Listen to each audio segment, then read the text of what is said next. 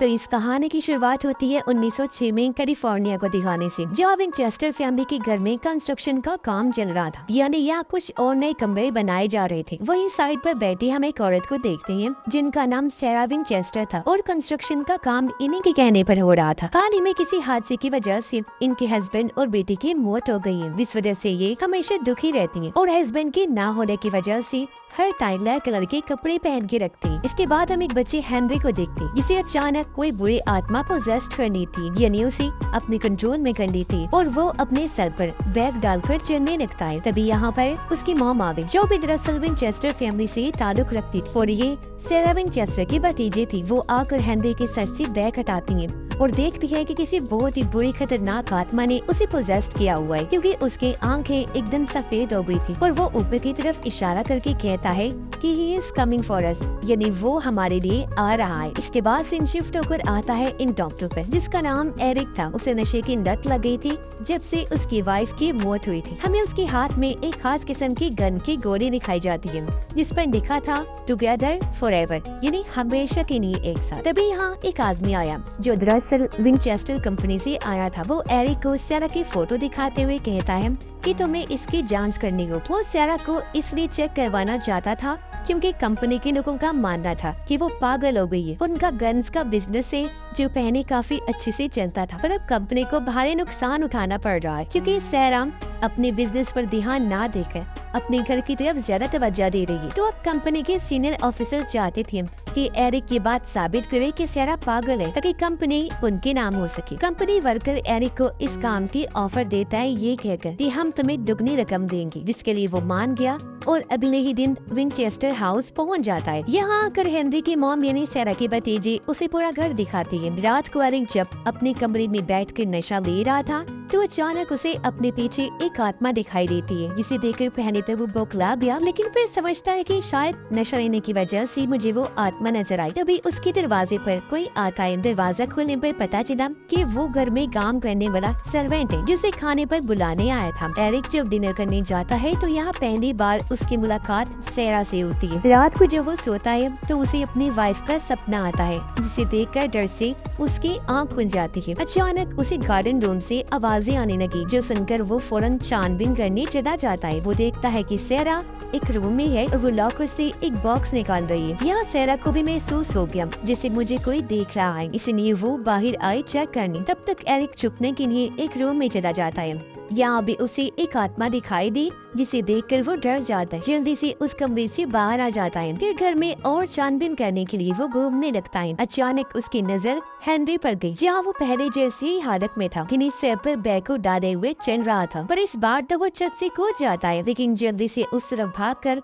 Eric नीचे गिरने से पहले ही उसे पकड़ लेता है और इस तरह हेनरी की जान बच गई। तभी यहाँ उसकी मॉम भी आ जाती है और अपने बेटे को संभालती है। यहाँ पता चलता है कि जिस आत्मा ने हेनरी को मारने की कोशिश की उसने ही सैरा के हस्बैंड और बेटे को भी मारा था, क्योंकि वो एक एक करके विंचेस्टर फैमिली के सभी मेंबर्स को मारना चाहता है, क्योंकि वो इन लोगों से बदला लेना चाहता है। अब वो बदला क्या था ये तो हमें आगे चलकर ही पता चलेगा। अगले दिन एरिक सैरा से मिलता है, जो उसे बताती है कि मैं पागल नहीं हूँ, मुझे हकीकत और ख्याल में फर्क बहुत अच्छे से पता है। साथ ही मुझे इस घर में आत्माएं महसूस होती हैं जो मुझसे कोई अधूरा काम करवाने की बात करती है। अब अगले दिन रात को फिर से एरिक छानबीन करने के लिए घर में घूमने लगता है। तभी वो एक कमरे में सैरा को बैठा हुआ देखता है, जो सर ऊपर करके और ड्राइंग बना रही थी। देखने से वो कोई कमरा लग रहा था और अब जैसे कमरे की ड्राइंग पूरी हुई वहाँ की सारी मोमबत्तियाँ बुझ जाती है और अंदर कमरे से एक आत्मा अचानक से एरिक के सामने आकर उसे डरा देती है, जो देखकर एरिक की हालत खराब हो गई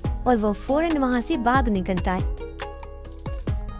अगले दिन एरिक से सैरा से मिलता है, जो उसे बताते हैं कि जो सारी आत्माएं मुझसे बात करती है ना, मुझसे राब्ता बनाए रखती है, ये सारी की सारी आत्माएं विंचेस्टर के गन से बनी थी, जो गन की कंपनी मेरे हस्बैंड की है। तभी एरिक वही गोली जो उसके पास थी वो सैरा को दिखाते हुए बताता है कि मुझे भी विंचेस्टर गन की गोली लगी थी और 3 मिनट के लिए मैं भी मर गया था, लेकिन फिर अचानक ही जिंदा भी हो गया था, पर मैंने ये गोली तब से अपने पास ही संभाल के रखी हुई है। गोली देखकर सैरा कहती है कि मौत की चीजों को अपने पास रखना अच्छी बात नहीं होती, ये चीजें खतरनाक होती। और हाँ, तुम्हें भी इस घर में आत्माएं नजर आई होंगी, वो इसलिए आती है क्योंकि आफ्टर लाइफ इन्हीं मरने के बाद की दुनिया को देखकर जो इंसान वापस से जिंदा हो जाता है ना, वो आत्माओं को देख सकता है। यानी उसके पास आत्माओं को देखने की खूबी आ जाती है। जैसे कि मेरे साथ भी बिल्कुल तुम्हारे जैसे ही हुआ था। मरने के बाद मैं भी जिंदा हो गई थी और अब वो आत्माएं मुझे नजर आने के साथ साथ मुझसे बात करती हैं, अपना काम करवाने का कहती है। सारा कहती है कि वो आत्माएं मुझसे उस रूम का रेप्लिकेट यानी नकल बनवाती है जिस कमरे में उनकी विंचेस्टर गन से मौत हुई। और कल रात जो तुमने देखा, मैं उन्हीं में से एक कमरे की ड्राइंग बनाकर आत्माओं से बात करे और आत्माएं ऐसा इसमें करवाती हैं ताकि उसी रूम से जहां उनकी मौत हुई थी वहां से वो इंसानी दुनिया में वापस आ सके और यहाँ सुकून से रह सके। आत्माएं कहती हैं कि वो किसी को नुकसान भी नहीं पहुँचाएंगी, इसीलिए तो मैं अपने इस घर में आए दिन रूम्स बनवाती रहती हूँ, क्योंकि उन सब की मौत इसी घर में हुई थी। और मैंने हर रूम के दरवाजे पर 13 कीले लगवा दिए, क्योंकि माना जाता है कि 13 नंबर एक प्योर पाक नंबर है, जिससे वो रूम्स हमेशा बंद रह सकते हैं और आत्मा वहाँ अपनी दुनिया से हमारी दुनिया में नहीं आ पाएगी और बस उस रूम में ही हमेशा रही। अगले दिन हेनरी को फिर से वो आत्मा पोजेस्ट कर देती है, पर इस बार वो हेनरी को नहीं बल्कि खुद सारा को टारगेट बनाती है, क्योंकि हेनरी गन से उन्हें मारने की कोशिश करता है।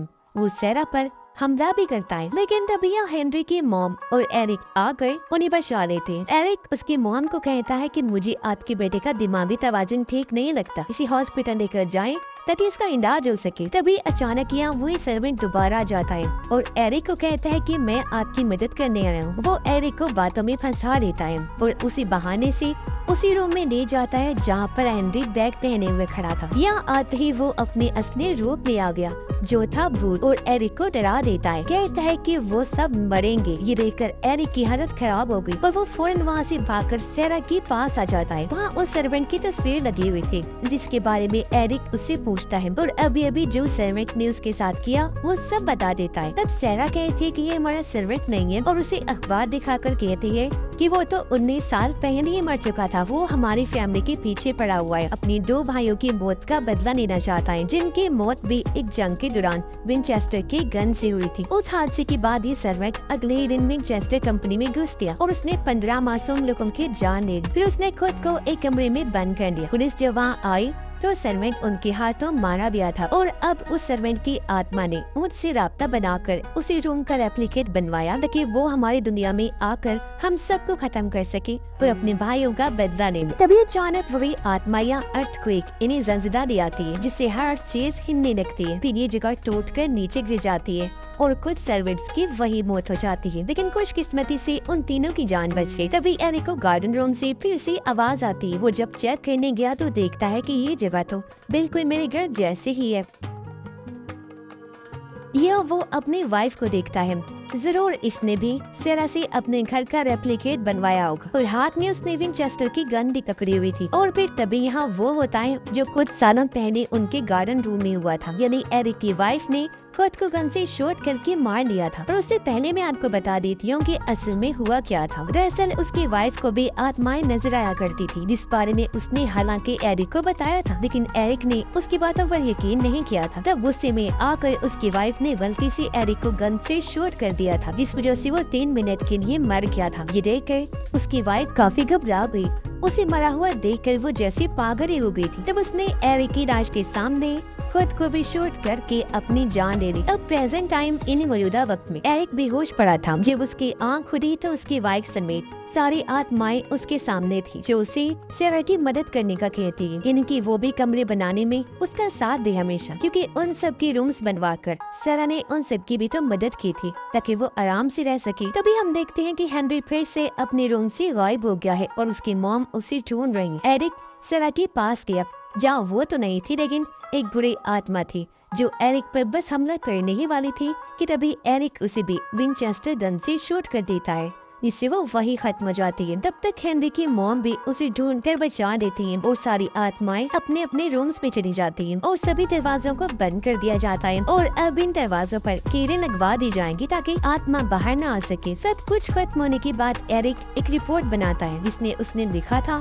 कि सारा पागल नहीं है, वो बिल्कुल नॉर्मल है और कंपनी वही संभाले। जिसके बाद सारा उस घर में आत्माओं के लिए और भी रूम्स बनवा रही होती है, जिसका साथ अब की बार एरिक भी देता है। तभी एक रूम से कीड़े निकल कर गिरने लगी क्योंकि वहाँ 13 कीड़े नहीं लगाए। हो सकता है कि ये आत्मा सैरा के हस्बैंड या उसकी बेटी की हो, क्योंकि उनकी वजह से सैरा आत्माओं की मदद करें। उसका मानना था कि मेरी बेटी और हस्बैंड वे मौत मारेगी क्योंकि उनकी विंचेस्टर फैमिली पर कर्ज जो लग गया था, इनके शाप। ये कर्ज दरअसल उन हजारों लोगों का है जिनकी मौत विंचेस्टर की गन से हुई थी। यही सब सोचकर सैरा ने वो घर बनवाया ताकि यहाँ पर सभी विंचेस्टर गन से मरने वाली आत्माएं अमन सुकून से रह सकी। ये घर फिर हमेशा भूतिया माना गया क्योंकि पूरे घर में सैकड़ों की तादाद में आत्माएं रह रही और यहाँ के कमरों की गिनती कभी हो ही नहीं सकती। ये जगह भूल भुलैया जैसी लगती है क्योंकि एक कमरे का दरवाजा खोला जाए तो अंदर 2 और कमरों के दरवाजे होते हैं। हर तरफ सीढ़ियाँ और चिमनियाँ हैं जो जगह पूरी तरह जाल की तरह लगती है और वर्कर्स सेना के कहने पर हमेशा यहाँ काम करते रहते हैं। अब ये बात आपको चौंका देगी कि ये एक सच्ची कहानी है जिसके मुताबिक उस घर को फिर हमेशा के लिए बंद कर दिया गया, यानी उन आत्माओं को ही सौंप दिया गया। और इसी ड्राउनी एंडिंग के साथ ही ये कहानी भी इधर ही खत्म हो जाती।